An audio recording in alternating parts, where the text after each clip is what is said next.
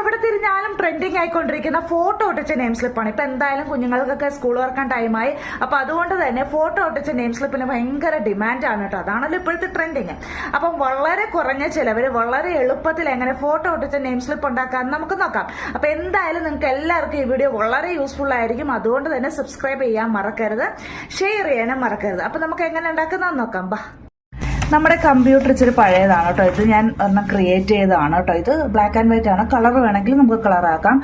ആദ്യം തന്നെ നമ്മൾ MS വേർഡ് ഓപ്പൺ ചെയ്ത് കൊടുക്കുക കേട്ടോ. എല്ലാ കമ്പ്യൂട്ടറിലും കാണുമല്ലോ MS വേർഡ്. അതിൻ്റെ അകത്ത് നമ്മൾ ആദ്യം നമുക്ക് വേണ്ട ഡീറ്റെയിൽസ്, അതായത് നെയിം, ക്ലാസ്, ഡിവിഷൻ എന്നൊക്കെ പറഞ്ഞ് കാണുമല്ലോ. ആവശ്യമുള്ള ഡീറ്റെയിൽസ് ഒക്കെ തന്നെ ഇവിടെ നമുക്ക് ഇഷ്ടമുള്ള ഒരു ഫോണ്ടിൽ നമുക്ക് ഇങ്ങനെ ടൈപ്പ് ചെയ്ത് കൊടുക്കാം. Name, class, division, roll number, പിന്നെ സ്കൂള്, ഇത്രയുമാണ് നമ്മൾ കൊടുക്കുന്നത്. ഈ ഒരു പരുവത്തിൽ നമുക്ക് ടൈപ്പ് ചെയ്തെടുക്കാം.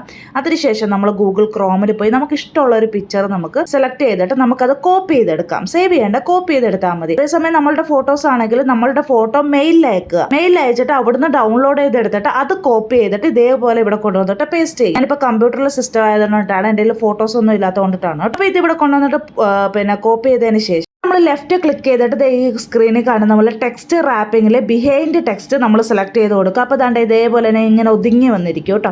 എന്നിട്ട് നമുക്കത് ഇഷ്ടമുള്ള ആ സൈസിലോട്ട് ആക്കിയിട്ട് നമുക്ക് ദാണ്ട് ഇവിടോട്ട് ഇങ്ങനെ ചേർത്ത് വെക്കാം കേട്ടോ. നമുക്ക് ഇഷ്ടമുള്ള സൈസിൽ നമുക്ക് വെക്കാം. അതിനുശേഷം മുകളിൽ മെയിലിങ്സിൽ പോവുക.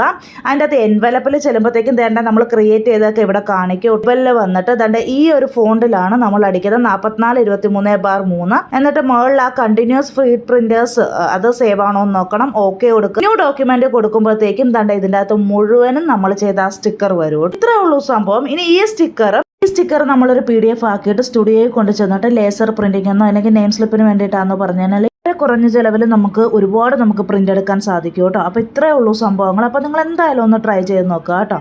അപ്പൊ ഇതും നിങ്ങൾക്ക് ചെയ്യാൻ പാടാണെന്നുണ്ടെങ്കിൽ എൻ്റെ ഒരു ഫ്രണ്ട് ഉണ്ട് കേട്ടോ, ക്രാഫ്റ്റ് ചെയ്യുന്ന ഒരു ഫ്രണ്ട്. വളരെ കുറഞ്ഞ ചിലവിൽ നിങ്ങൾക്ക് നെയിം സ്ലിപ്പ് ചെയ്തു തരും.